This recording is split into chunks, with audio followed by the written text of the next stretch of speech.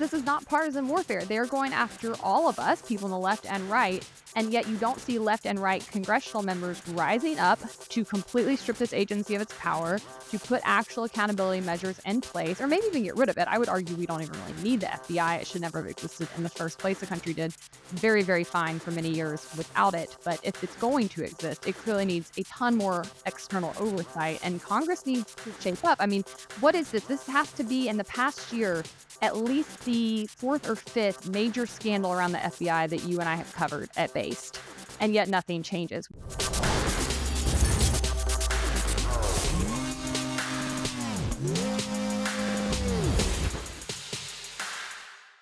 Hey guys, welcome back to the Base Politics Podcast. I'm Hannah Cox. This is Brad Polumbo. This week, another shocking FBI scandal, the NAACP versus Florida, a New York City Karen, and so much more. Let's jump in. We've got to dig into our first headline of the day, and that is another police agency behaving badly yet again, the FBI, which is just increasingly a completely rogue agency in many, many facets, had another scandal revealed this week where it came out that they have been targeting Black Lives Matter and MAGA supporters at the same time. Right. So it's like new scandal just dropped. Today's a day that ends in Y. So the FBI new scandal just dropped. We're like days away from the Durham report that showed lots of shoddy investigation and wrongdoing into Trump. We've had so many scandals from the FBI in recent years, and now we've got another one. So this is about the FBI misusing a digital surveillance tool. Reading here from the Washington Post national security reporting that dropped a couple days ago, the FBI has misused a powerful digital surveillance tool more than 278,000 times, including against crime victims, January 6 riot suspects, people arrested at protests after the police killing of George Floyd in 2020, and in one case, 19,000 donors to a past congressional candidate, according to a newly unsealed court document. FBI officials say they have already fixed the problems, which the agency blamed on a misunderstanding between its employees and Justice Department lawyers about how to properly use a vast database named for the legal statute that created it, Section 702 of the Foreign Intelligence Surveillance Act. That's FISA, which we've heard about before, folks. So before we get into the specifics about the BLM and MAGA people that were targeted, are you surprised to hear that FISA, which was, again, folks, created to gather intelligence on foreign citizens, not Americans? We were told this will not be used to spy on Americans. Are you surprised to hear that it's been used against everyone from crime victims to January 6 people to MAGA people to congressional candidate donors? I mean, it really... Kudos for equal opportunity civil liberties infringement. The FBI is embracing that non-discrimination policy, and they're just rampaging everyone's rights the same. This is what progress looks like. As they always do. I mean, they just can't keep it in their pants, them and every other government agency. And I, honest to God, I can't do anything but laugh at this point because, listen, I have an anxiety disorder, and that means I can always see 10 steps ahead in any direction of how anything can unfold and go wrong.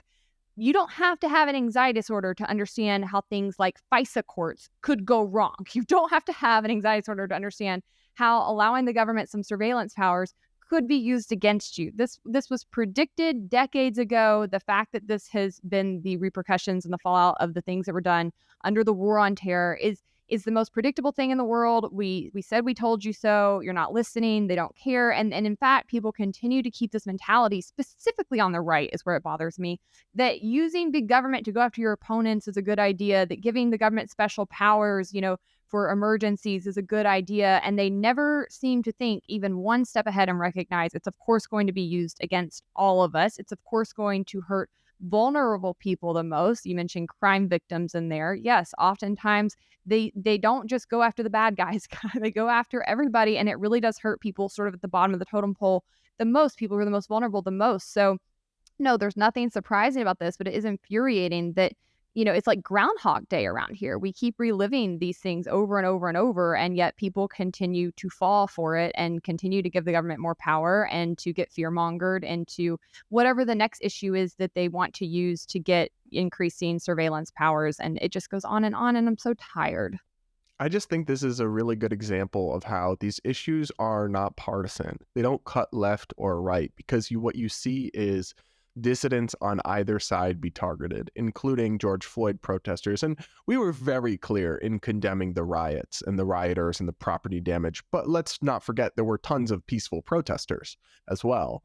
Lots of people genuinely peacefully protested, upset about George Floyd's death, and that's understandable. But unfortunately, most of the actual rioters who were arrested got their charges dropped, yet a lot of protesters who didn't do anything wrong were arrested or hassled as well. But so here we're learning the FBI used this database that's supposed to only be used to monitor foreign citizens to investigate potential protesters that they had arrested without any actual basis. So here's again from the WAPO. In June 2020, the FBI searched for digital data and communications of 133 people arrested in connection with civil unrest and protests between May 30th and June 18th, 2020. That's during the George Floyd protests. That search was done, and this part is key, folks. Officials said to see if there was counterterrorism information about those individuals. When questioned about the searches later, FBI officials said it was reasonable for agents to think the searches would return foreign intelligence. The parts of the court papers describing that effort have significant redactions, making it unclear why the FBI developed its theory. The filing also doesn't make clear how many of the individuals whose information was sought from the database were arrested while protesting police conduct, how many might have been counter-protesters, or what, if anything, was done with the information gathered. So this was a fishing expedition. They had no actual reason to believe these people were being influenced by foreign governments or in cahoots with Russia or anything, but they still use this database to go monitor their communications without a warrant to do so individually, which is what you'd have to get normally. And so I think that just kind of shows how these open-ended powers are always going to creep and be used in ways they weren't intended. Yeah, that's why we have a Fourth Amendment in the first place. That's why the founders knew it was so important to enshrine that right in the Bill of Rights. And we've seen that amendment completely gutted dating back to the 1960s. It really started with the war on drugs, that they have come in and just completely obliterated this amendment in the courts. And then the war on terror was like its death knell. It was the final nail in the coffin for the Fourth Amendment. And I would say we no longer have it. In real practice, we no longer have it. And of course, they naturally use these loopholes, use these, special agreements that they've gotten to come in and look for crimes versus coming in and trying to actually build a case against somebody, which is what they should be doing, is trying to prove their case when there are actual charges. When they have a warrant, fine, that's acceptable. What they're doing instead is going in and trying to make criminals out of innocent Americans. And to be very clear, this should scare everybody, because the FBI has gotten a lot of people wrongfully convicted.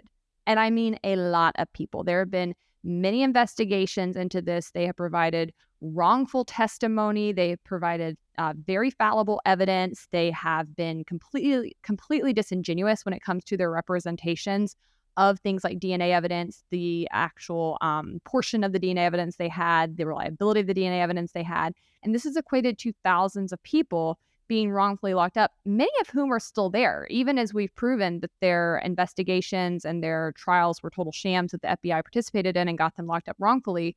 We have that data. They're still in jail. That doesn't mean their cases just get thrown out. And it certainly doesn't mean that the FBI is not still doing this. I find it frankly offensive that every time they get called out for bad behavior, we saw this last week when they got busted for basically framing Trump with Russiagate, they claim to have internally already fixed it. Yeah, right. Absolutely not. Right. Sure, Jan. Where is Congress, though? This is what makes me so mad. You pointed out, this is not partisan warfare. They're going after all of us, people on the left and right. And yet you don't see left and right congressional members rising up to completely strip this agency of its power, to put actual accountability measures in place, or maybe even get rid of it. I would argue we don't even really need the FBI. It should never have existed in the first place. The country did very, very fine for many years without it. But if it's going to exist, it clearly needs a ton more external oversight, and Congress needs to shape up. I mean, what is this? This has to be, in the past year, at least the fourth or fifth major scandal around the FBI that you and I have covered at Based. And yet nothing changes. We hear politicians use it as a talking point. They continue to rile up their base over it, but they don't actually do anything about it, even when they're in positions of power. And that is absurd to me. It's inexcusable. I don't understand how, and in fact, on the left, I even continue to see people simping for it, right? I saw somebody for weeks saying that Republican attacks against the FBI is like defund the police on steroids. And I was like, well, shouldn't you like that? Shouldn't you be in favor of that then? I was on the Young Turks and got in a huge fight with Dr. Rishi over this, where he was simping for the FBI last year when they were targeting parents at school boards and making excuses for them. And I was like, look, dude, you and I agree on police reform. Why do you exclude the FBI from it? It's this bizarre thing where Democrats have a problem with local police, but they love federal police, and Republicans have a problem with federal police, but they love local police. And everybody's just a giant hypocrite around here. Yeah, that's the thing. A lot of this will prompt outrage from members of Congress who, not all, but most of whom will go on to vote and reauthorize FISA in like a year when it comes up anyway. Yeah. I would love to actually keep tabs on that and then compare how many people put out statements condemning this and then vote to reauthorize Section 702 when it comes up, which I think is sometime in the next year. But I think that will happen with a lot of Republicans who are going to be very angry about what I'm about to cover. And yet, will they follow through on actual reform? Doubt. Here from the WAPO again.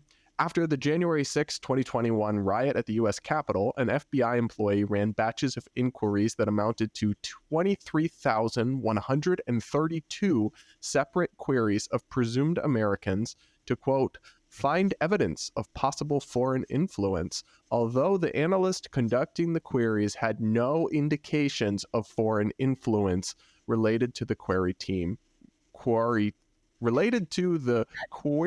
term used. Why am I struggling to pronounce that? I want to help you, but I don't even know. Query. Yeah. Sounds. Y'all know what I mean. There, too, Justice Department officials concluded that there was no specific factual basis to think the searches would turn up foreign intelligence information or evidence of a crime. Side note, so there's no probable cause, right? That's the norm, right? The court opinion also noted that no raw 702 information was accessed as a result of these queries, digital communications, blah, blah, blah. I guess, again, they used this as a fishing expedition against January 6 rioters. And you and I both condemned the riot. We both think the people who actually committed crime should be charged, though there seems to be a fair bit of overcharging going on.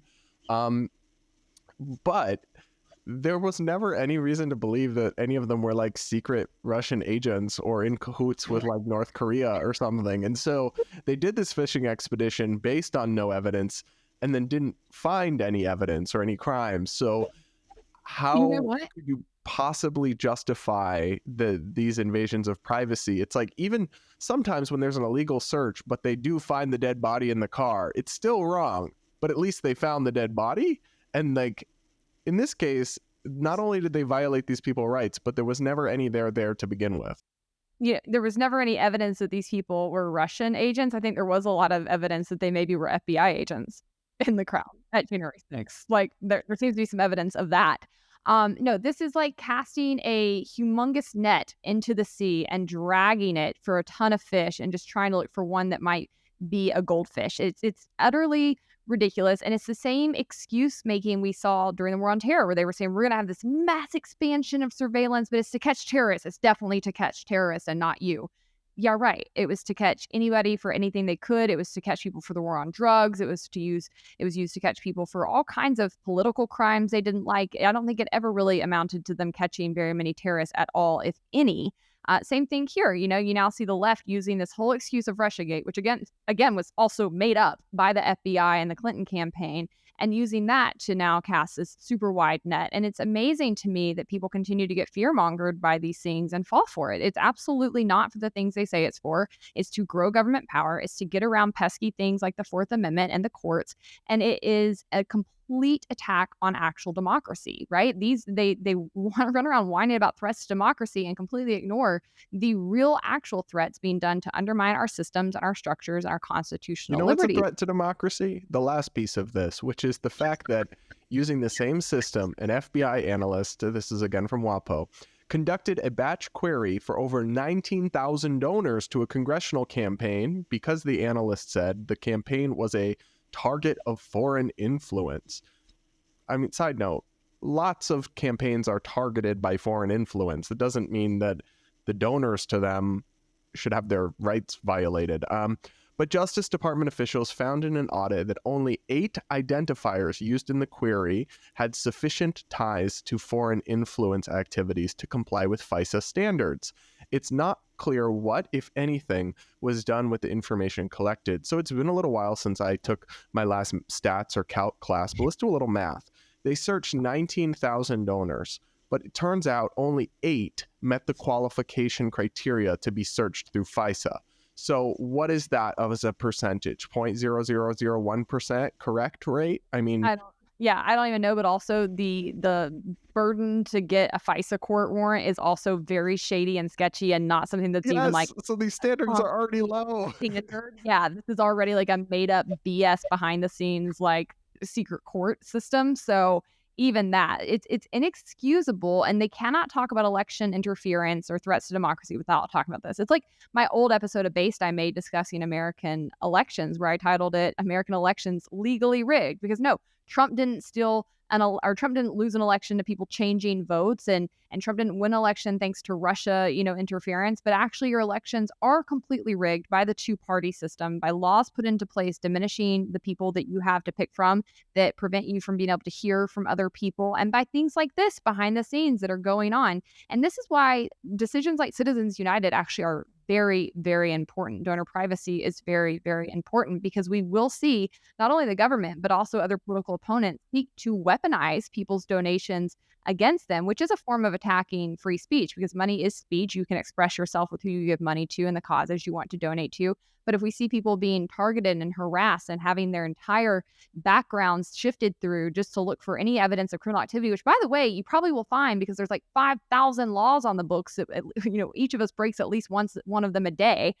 This is very dangerous. This is how you get into a very authoritarian system where people are terrified to vocalize their political opinions. They're terrified to donate to political candidates. They're scared to participate in the political system, because at the end of the day, it might end up being used against them. And I've talked to many people who have had this happen. They've run for office, or they've worked on campaigns, or they've done other things to volunteer or get involved in the political system, and they've ended up being investigated, charged with things, often these really complicated finance laws around the system. And it really is just a very slippery slope that we're on right now. Or they investigate you and there's nothing there, but then they catch you with obstruction for obstructing the investigation that came up with nothing.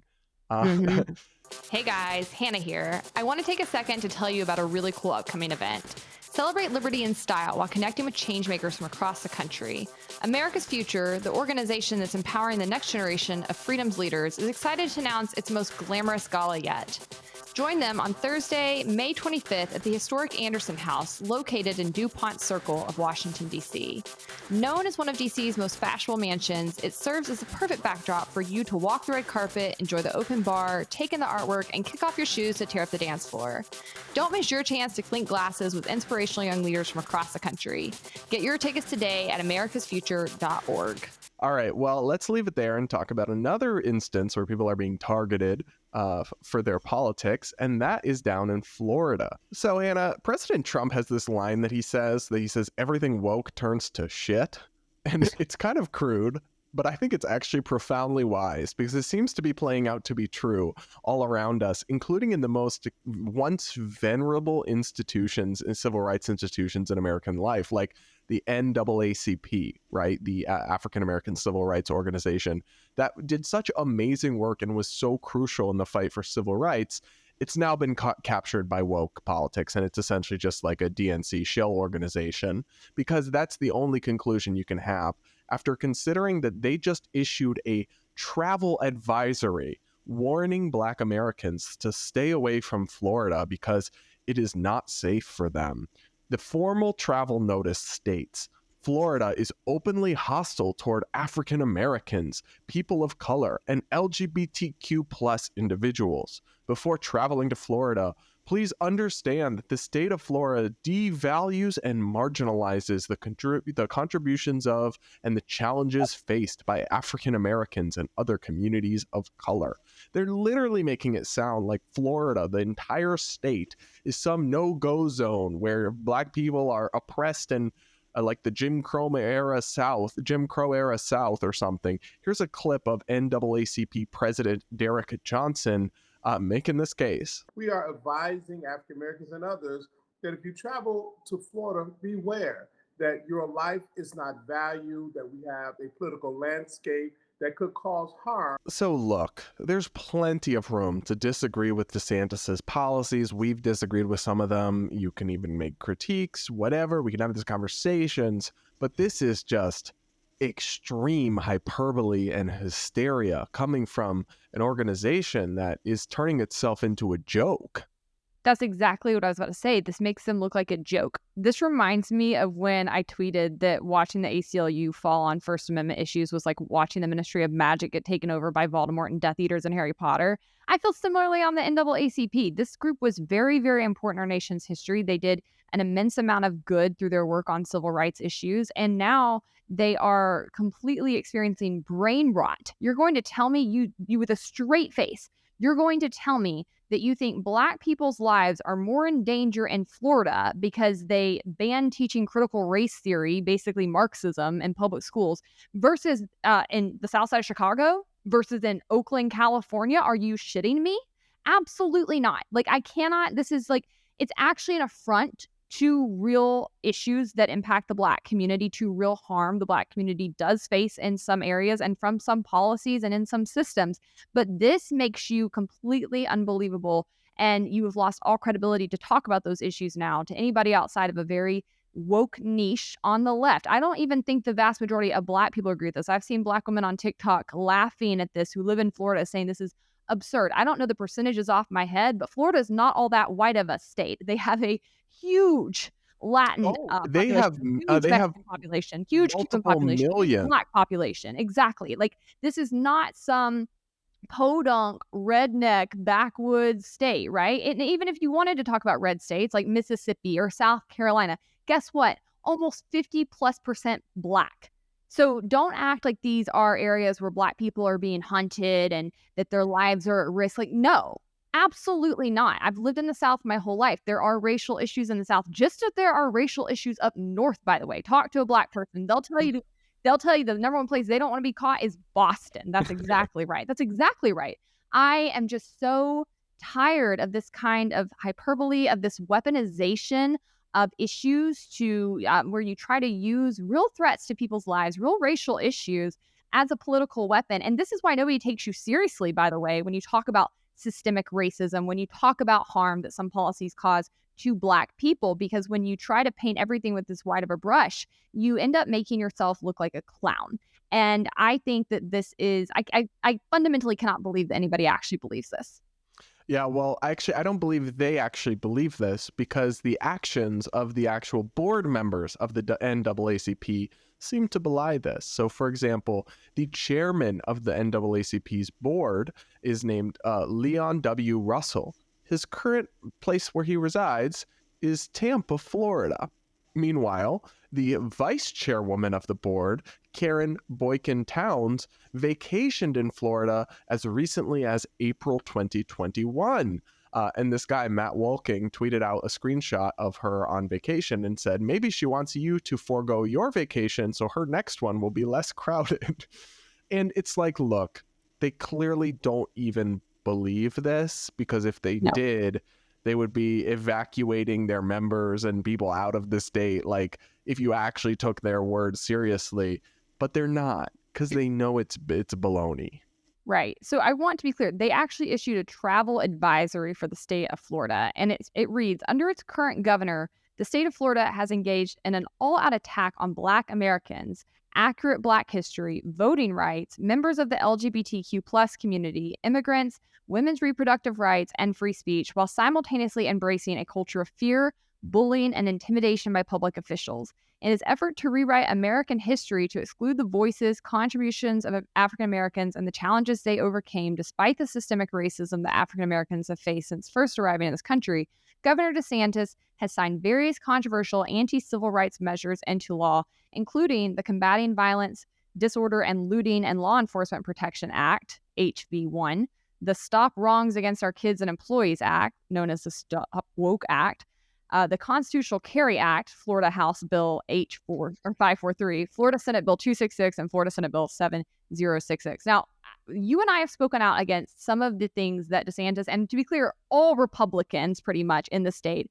have passed, right? I hate when people frame it as this is just DeSantis off road doing these things. No, he's the governor. He might be the talking head. He might be the most visible actor, and he does co-sign most of this. But to be clear, he has a whole Republican Party behind him that is actually passing these bills. And some of them are actual constitutional violations, and some of them are just moronic laws in the first place. But to act like any of this is actually a threat to people's lives, or that it's unsafe to travel there, is absurd. And the only people falling for that, I think, are people who don't even live in the US. I have seen some people online that live in other countries that are like, I'm never going to Florida. And it's kind of hysterical to me that they actually fall for this kind of ridiculousness in our Even media. in this list, them.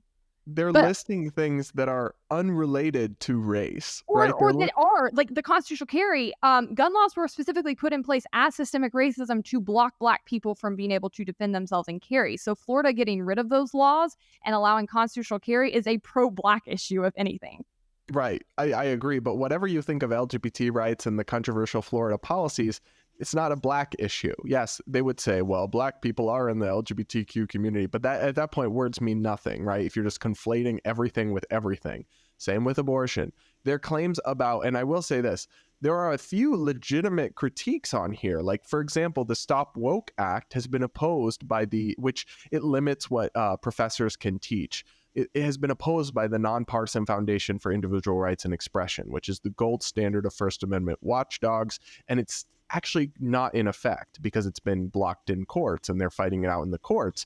But how can a policy that's not in effect make it a dystopia, right, when it's not in place? And also, even if it was, I mean, it's not making it a no-go zone. And you're actually discrediting the legitimate criticisms by conflating them with this hysteria. And I'll just say the whole talk about blocking Black history stems from DeSantis's decision to block in addition, a new course that was set to begin, which was AP African American Studies. And it was wildly biased. It had like queer Black studies. It had the case for reparations, but no counter argument. And so he said, we're not going to institute this new course. Black history was always still taught in all the core American history curriculum. Students are required under state law to be taught about slavery, about civil rights, about all this stuff. It was a new course that they decided not to start in addition to all of that because it was biased. And they're actually, I believe, working with the College Board to fix it and maybe implement it anyway. So the whole narrative about him blocking Black history in schools is deeply dishonest and not based in reality. So even the legitimate critiques on some of the things cited in this are just being conflated with absolute nonsense. And so I really feel they're doing themselves an enormous disservice. I don't know how anybody believes that all of a sudden they're just not talking about Black history in public schools. Like, you have to be pretty naive to just hear that and not question it or dig into it any further. Of course, Black history is taught in schools. Always has been. There's a whole month dedicated to it. In fact, I don't think anybody who's graduated from school in America can come out saying that they didn't know about slavery or they didn't know about Jim Crow. Like, get out of here. People are taught what the government has done. I would say that there could be more. I think that I would have appreciated learning more about the ways that the government has been used to go after certain marginalized community. And I think that'd be a pretty base curriculum, actually. But that's not what they were trying to push. They were trying to push a very big government commie philosophy under the name of race and trying to use racial issues to make the case for things like equity and everybody basically living under communism. I'm not here for it. Queer theory. Yeah, queer theory. That's not what Black history has very little to do with it. It is a Trojan horse where they were trying to push an ideology on school children. And if you want to study critical race theory when you get to college, have at it. Go to the most off their rocker left-wing institution you can find and take a gender studies, study major course track. I don't care about any of that. But when it comes to public education, which everybody is forced to pay for, which everybody has to send their kids to if they're not going to take on the burden of paying for other institutions, although Florida did just pass school choice, thank God, this year too. But if that's going to be how we function, then you need to save that for your own fringe, classrooms and your own fringe household discussions. It shouldn't be pushed on every school child in America. So absolutely not. They did not push Black studies out of school. That is such a ridiculous assertion to even make. And yet, even still, I see people on Twitter who are like, not stupid people who are not even super left-wing falling for this. And actually, one of those things just gets repeated enough times, it becomes absorbed as a truism in an echo chamber, but it's actually just not. Right. It's just completely fabricated. Now, speaking of people not pushing back on the echo chamber, Congressman Byron Donalds, who is Black and who is from Florida, actually responded to this hot mess of a PR stunt. And I want to roll his clip. This is just really stupid. It doesn't make any sense. Look, I've lived in Florida since 1996 after I graduated high school. I went to college, got married, started a career, lived normal life. Went to church, raised kids, coached sports.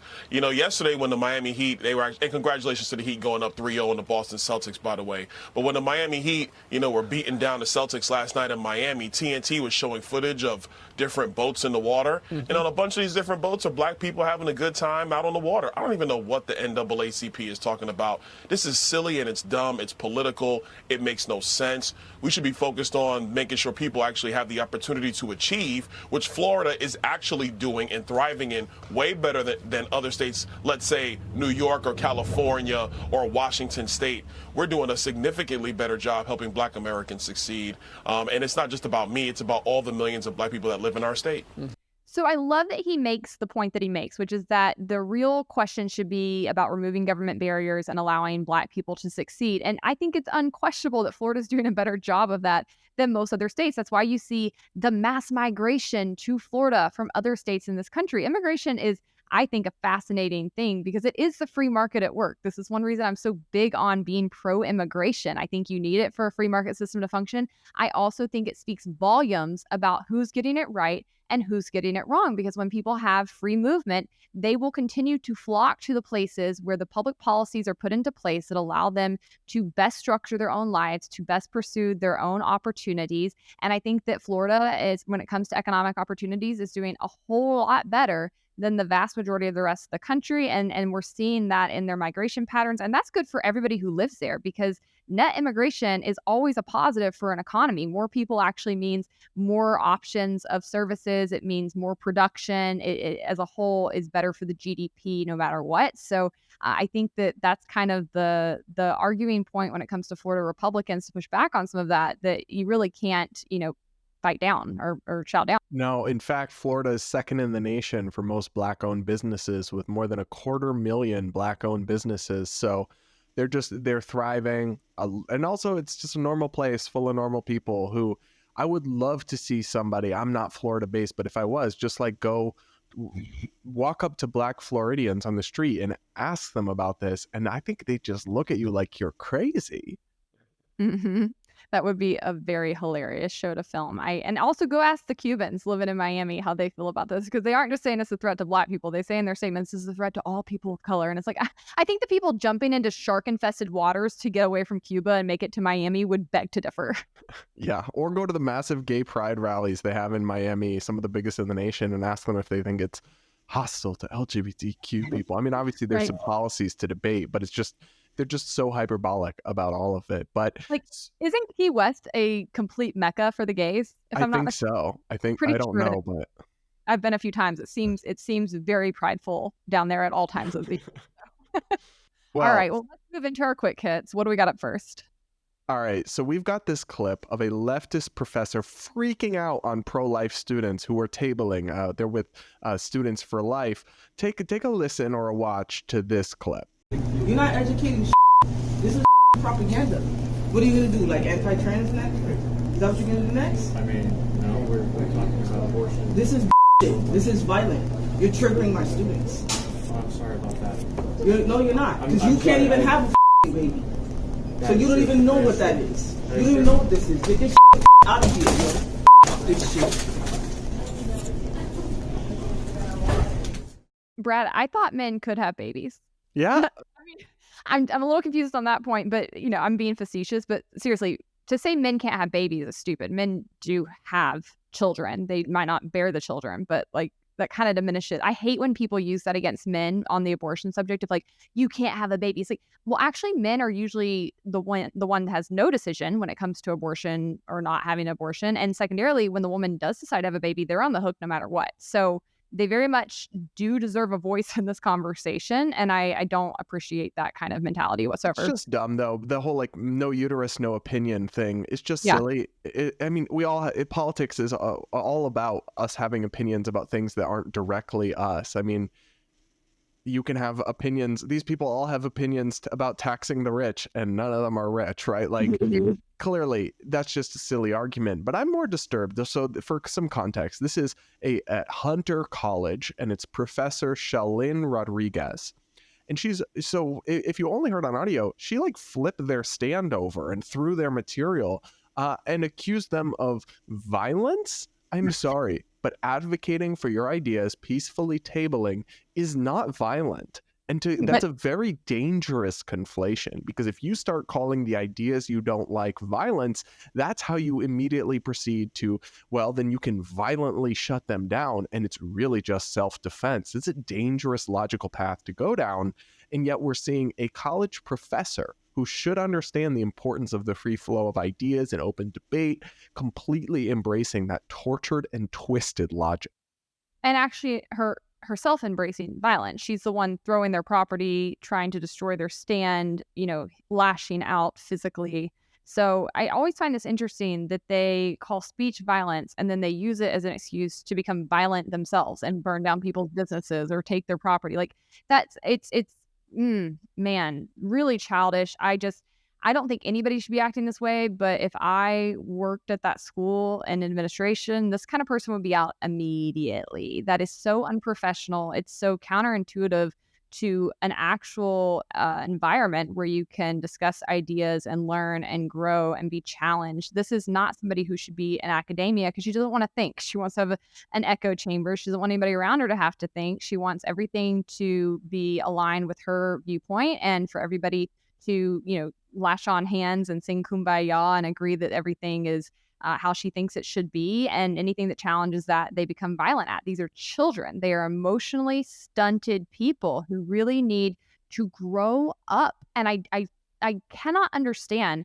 She looks like she's an older woman. She has gray hair. I don't know. Maybe she dyed it that way. I don't know. But she looks older to me. How do you get to be this age at this point in your career and you are still behaving like this? You are still unable to use words to handle disagreements. You have to lash out. You have to. You hear how many bleeps there were in there? I think that this should be very embarrassing for anybody caught on camera doing this. It's something that who hangs out with people like this? Who coddles them? Who makes them think this kind of behavior is normal and okay? You all need to stop it. You're doing yourselves serious disadvantages. This does nothing to advance the ideas that you want everybody else to believe in. And I think you just should never be in a position of authority if you can't handle yourself in these kinds of environments. I would just add that the professor says my students are triggered by this. I doubt that, but even let's say that's true, then you're failing your students. I'm sorry, Right. If you're a college and your students that are adults that are supposed to be learning can't handle the existence of people who are pro-life. Newsflash, that's roughly half the country. That's like 40-something% of the country. And if you are failing your students, you're failing to equip them to encounter the just basic peaceful presentations of mainstream ideas, then you're failing them. And those are not actual adults engaged in learning. They're basically being coddled like toddlers in ideological safe spaces and not being prepared for the real world, because the real world guess what? There's lots of people with mainstream right of center opinions on things like abortion. So no matter what you think about the underlying issue, whether you're pro-life or pro-choice, you should not support this kind of just childish and illiberal behavior that happens all too regularly. This is not a one-off outlier on our college campuses these days.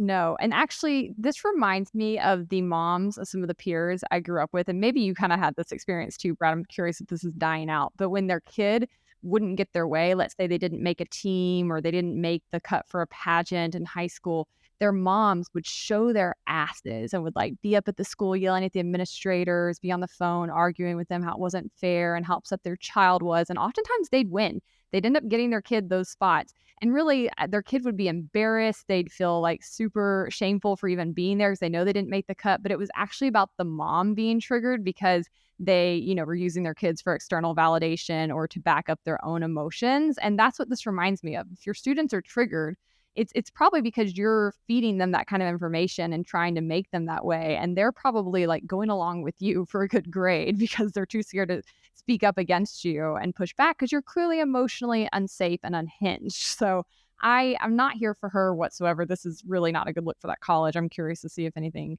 comes of it. But speaking of women not being able to handle their emotions and Karens, we have to talk about yet another. Why are they so prolific in New York City and California? Karens are putting in overtime in these places, but we have yet another New York City Karen who called cops on a street vendor recently and then decided that she wanted to take it to social media because she clearly thought she'd done a very brave and heroic thing that people were going to applaud her for. She said, this is by Sonia Chacon. I don't know how you say her name. Yesterday, she said, as I was coming back from tennis. It's just so white. I can't. Yesterday, I was coming back from tennis. But I don't even think she is white. Maybe she's not. But like, this is just so the profile of a Karen is what I'm trying to get at, basically. Yesterday, I was coming back from tennis in Riverside Park and came upon this ad hoc, unlicensed food stand. They were calling out to people to buy from them. And I asked them, where's your permit? Because we all know the permit has to be displayed. No, we don't all know that because we're not all freaking insane. Well, the woman in blue got belligerent and started filming me and refused to show me her permit. She started filming me and getting increasingly aggressive. I called her a name. Then I called 911. In my pod 24, what happened with this? She's tagging the police department. What happened with this? The officers never called me back. Based. This was at the 99th Street entrance. We have a beautiful park. If you see people defacing them by setting up illegal stands, call the police. Time to take back our beautiful city. Ma'am, I think they didn't respond to you because the police are busy actually trying to clean up your quote, quote, beautiful city. And they can't even get crazy people off the trains or prevent people from being pushed onto the tracks right now. They have bigger fish to fry. All I have to say to this is the amount of people who are clinically unwell that are just desperate to let the masses know that factor about themselves online is startling to me and widespread. So a bunch of thoughts on this. Firstly, if a permit is important to you, okay. It looks like they're selling like prepackaged foods, right? So it doesn't really look like they're not grilling stuff up there. But even if it was, right, then maybe you just don't buy it. Go about your day. If other people aren't bothered by it, they just let them be, right? Like there's just such a busybody. Maybe she's technically right about New York City law. I don't know.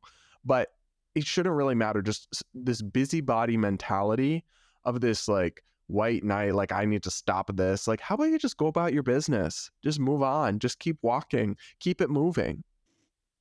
Yeah, that's always an option. And that's one thing that I think is so silly about some of these permitting laws. They are nothing more than a money laundering scheme for the government, a way to make people pay them just to do basic services and jobs first. It makes no sense in the first place. There's nothing that makes your food inherently safer because somebody paid the government for the right to sell it to you. I think that's ridiculous. We don't need most of these things. The market speaks broadly for itself. Yelp reviews and other customer traffic will suffice. And I find it interesting that this is what just sent her over the edge, right? Not the tons of homeless people all over the city, not, people who are actually committing crimes on the street. You're mad about peaceful people just basically trying to sell a product that you can voluntarily choose not to buy. But instead, you're going to spend your afternoon harassing somebody, get aggressive with them, call the police, waste taxpayer resources, and try to get them in financial and legal trouble with the state because they didn't get a permit. You are mentally unwell. I think this needs to actually be in the DSM. I don't know what we'll call it, but there is a mental disorder or a personality disorder at the very least of people who are so dedicated to every little tiny law they can think of or find, and so deeply bothered by anybody not following it that they become deranged. I really do think there's something like actually wrong with you if this describes the way you feel. You should not be this bothered by what other people are doing. It's not normal. I Get just help. think that I actually think the police, we criticize police a lot. Give them credit. They didn't call her back. They're just like, they're prioritizing. New York City has so much crime, so much shoplifting, so many real issues right now that the police should not be wasting their time cracking down on petty licensing violations like this with no apparent harm to anyone. And the fact that she thinks they should, it just reveals distorted priorities.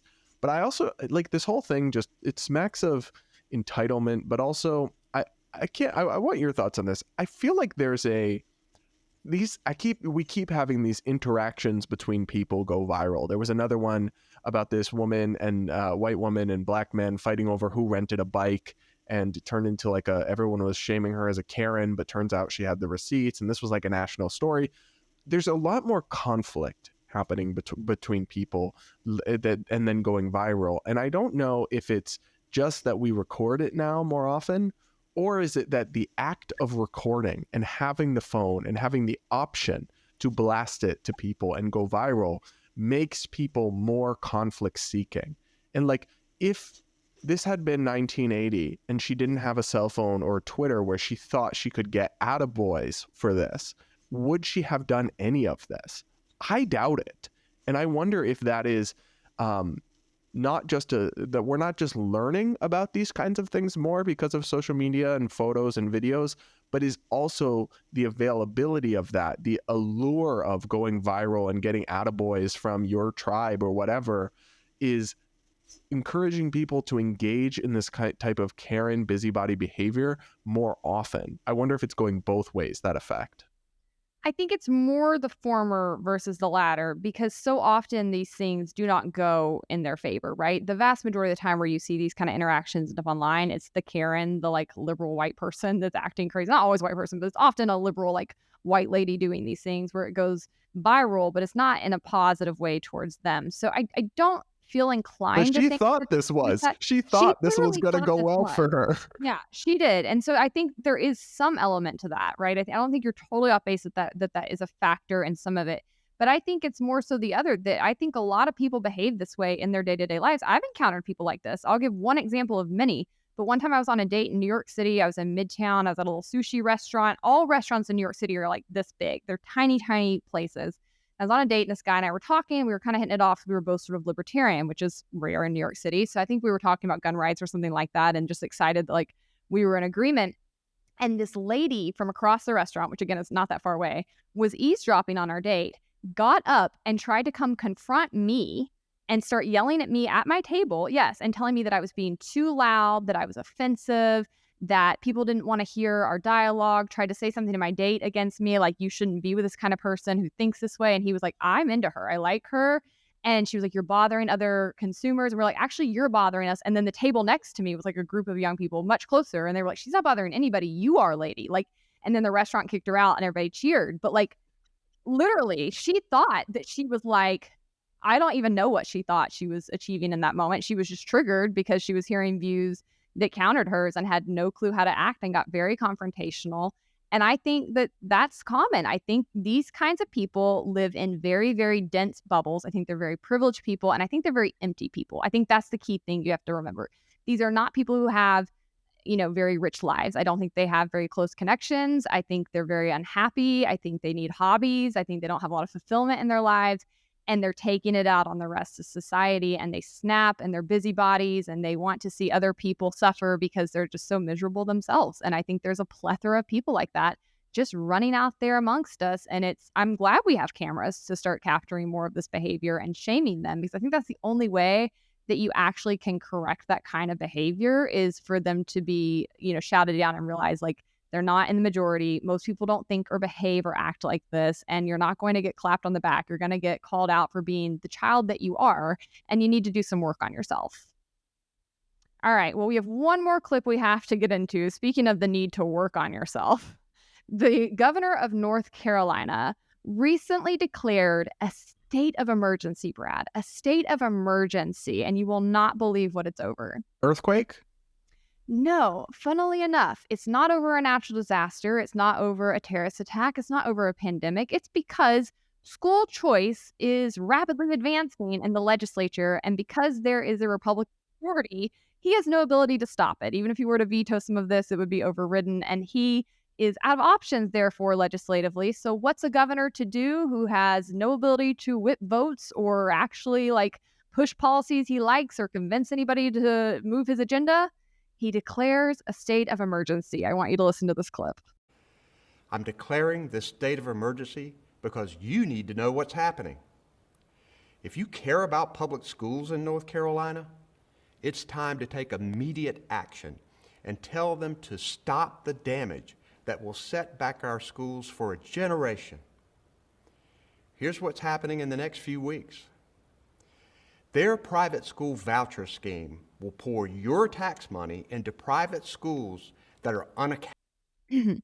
So, Brad, that's obviously a shorter clip from a longer press conference that the governor gave. But just to catch you up, essentially what's going on is there are a number of bills the legislature has passed he does not like. Some of them include blocking trans women from participating on female sports teams. Some of them pertain to blocking critical race theory from being taught in public schools. But what he seems to be the most upset about is a number of school choice initiatives that have been rapidly advancing. So there's a plethora of bills. I'm using plethora a lot today, and I want to stop, but I can't. It's a crutch. There's a plethora of bills that are moving around school choice issues. They've got a voucher bill. They've got a charter school bill. But most of it is getting baked into the state budget. And so the Senate has already passed it. 7 Democrats broke with him and voted in favor of it in the Senate. The House, I think, is, if I'm not mistaken, about to reconcile it. And it seems there's at least one Democrat in the House that is breaking on school choice issues quite publicly with the governor. Love to see it. Like, on this issue, we have to vote for the people, essentially. So it's probably going to pass. It's got a number of school choice options baked into it. On top of that, he wanted like an 18% pay increase for teachers. They're getting like a 3 to 4% raise. So he's mad about all of this. The irony here is, one, his kids are in private school, which, like, find me a defender of public schools on the left that actually has their kids in them. I've yet to see it. They all have their kids in private school. It's quite wild. But secondarily, and I think probably more importantly, North Carolina was in the bottom third of reopening their schools. So this was not somebody who really felt so strongly about how imperative public schools were a couple of years ago. And I think that's kind of the most hilarious aspect of this. I also just find it funny because he's a Democrat, and Democrats are all about democracy these days, right? You always hear that, and you don't, not always without basis, railing against the anti-democratic forces in this country and saying like they're the democracy people. All right, so he literally is declaring a state of emergency to try to block the duly elected people's representatives from passing bills he doesn't like. So he's trying to thwart democracy through unilateral executive powers. I await the breathless denunciation of this on CNN and MSNBC, Hannah. I'm sure it's coming. They're all about democracy until they lose even the smallest battle, and then it's out the window. But no, you won't hear anybody calling out that hypocrisy. What I do think is even more important is that they ought to be calling out the problem with emergency powers and how easily they can be misused and expanded. And we saw that during the pandemic, but nothing's happened to actually restrict these powers. And now we see him literally employing a state emergency, which, I don't know exactly what all that entails in North Carolina, but that usually means there's a dedication of funds that start going towards a certain issue when you do that. I would extra powers get unlocked. So I'm curious to see what exactly the details are under this, or if it's just a PR stunt. I mean, I think it's more of a PR stunt / desperate attempt to make the state riled up against school choice and call their lawmakers and tell them to cut all this out. I don't know. It's like a Hail Mary, but it's kind of ridiculous. I think he looks like a clown. Yeah, well, let's be clear about what it is he's trying to stop. He mentioned school choice and a voucher bill, and that simply states that, say that every the tax money for every student right now is allocated $10,000 per student or $20,000 per student. A portion of that, it's usually not even 100%, would be given to the parent, and then they can allocate it to whatever school they think will meet their kids' needs best. It could be a public school. It could be their exact public school. If that's working out well for them, then the parents will just stay there and the students will stay there. It could also be a charter school or a private school. So it simply gives parents options with the money that's been allocated for their kids' education. It doesn't defund education.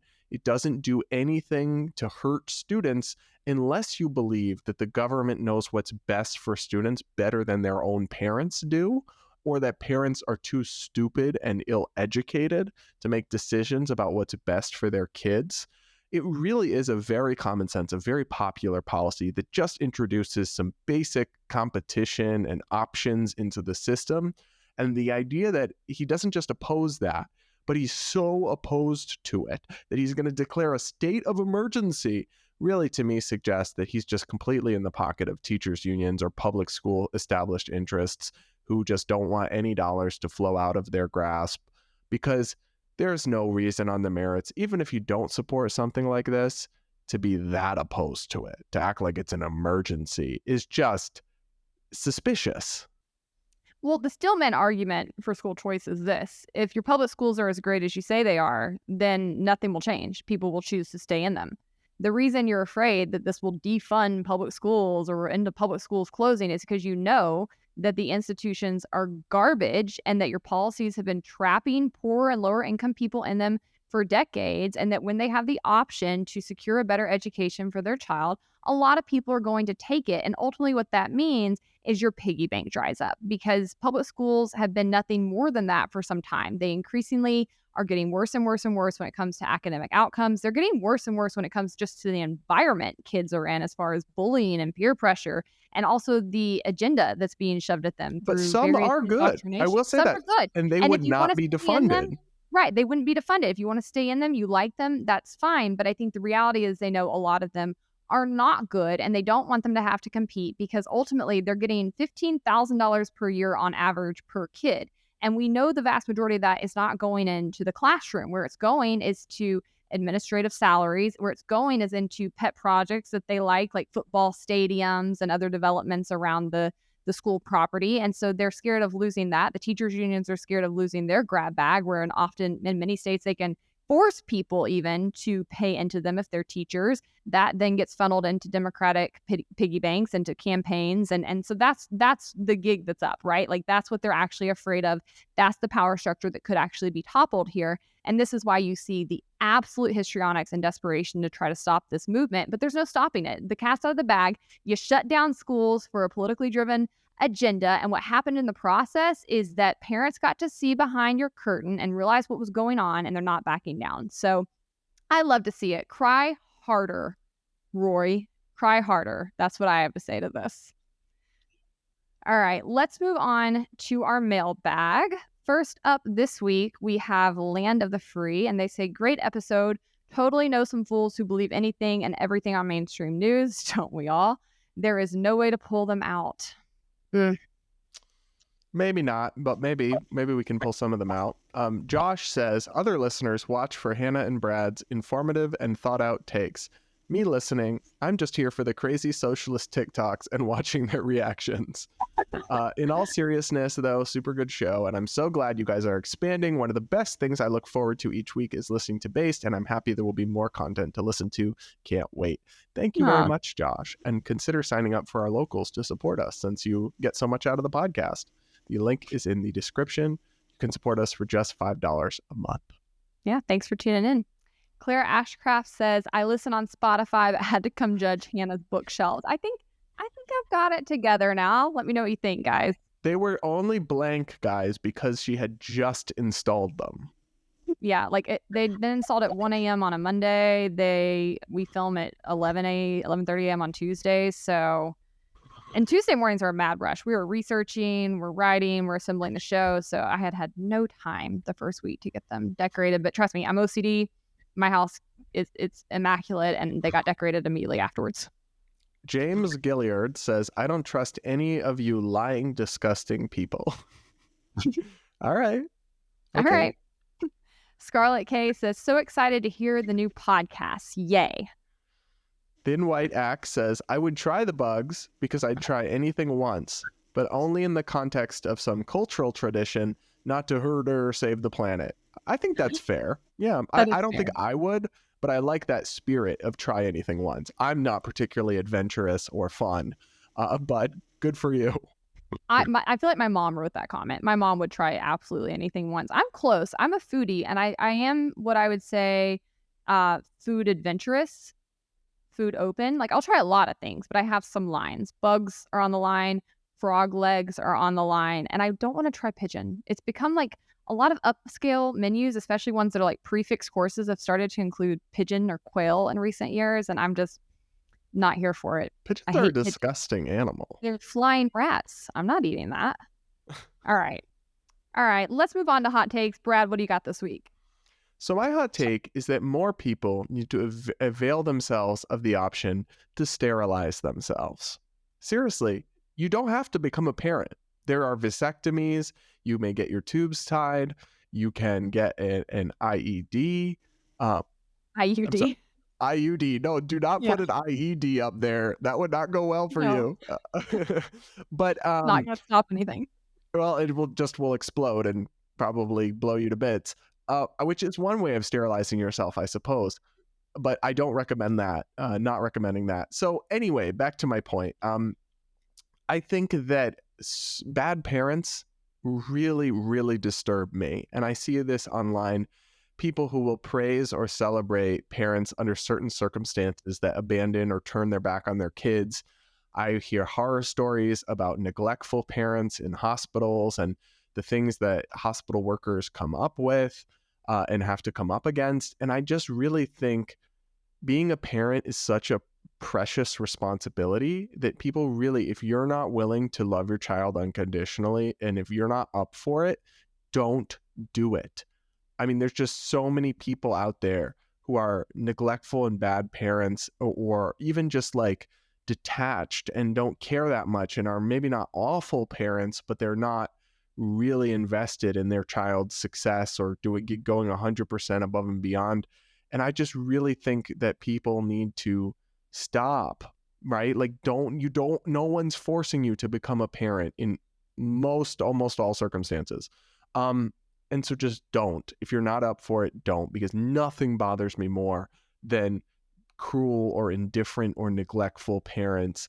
And it really gets my blood boiling when I see them or I see people defending them on the internet.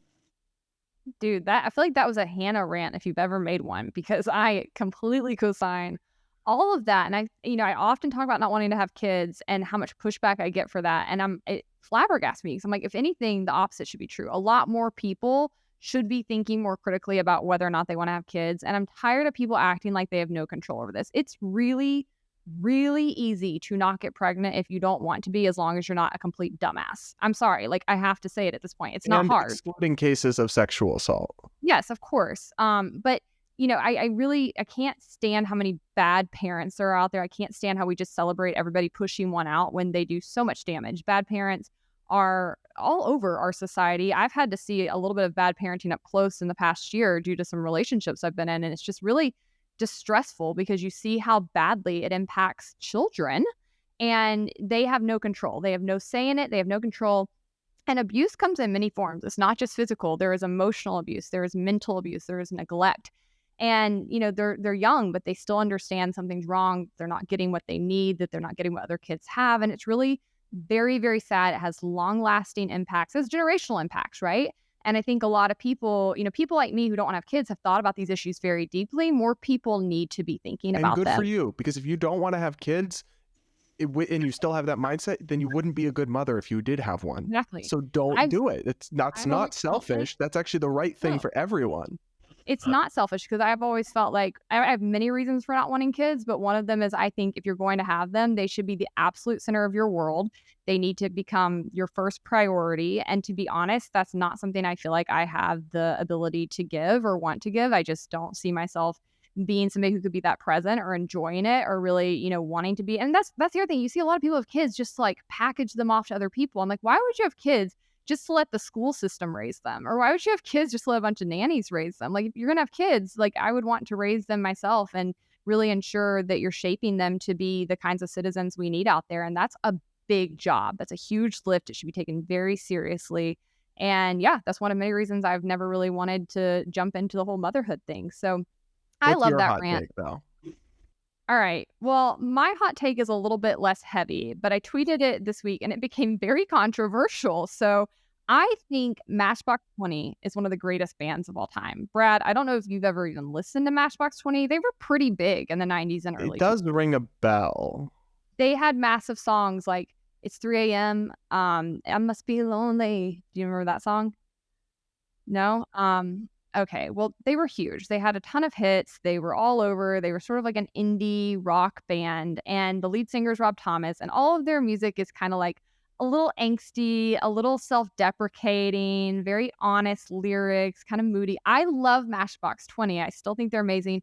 And I was thinking about it the other day and I was like, I feel like they're fading. I thought they'd be one of those bands that like just kept going generation after generation that people kept turning back to, but I don't think that's happening. I think they're fading from people's memory and it surprises me. So I tweeted this, and the amount of hate and pushback that I got for saying that Matchbox 20 is one of the greatest rock bands, or I think I just said greatest bands of all time, was intense. It blew up my Twitter for a few hours and I just wasn't anticipating it, but I stand in my convictions. Matchbox 20 is awesome. If you haven't listened to them, go pick up a greatest hits I will list. have to go listen. All right, guys, that's a wrap. Be sure to leave us a review or a comment for next week. We'll read it live. Hope you enjoyed the episode. And until next week, stay based.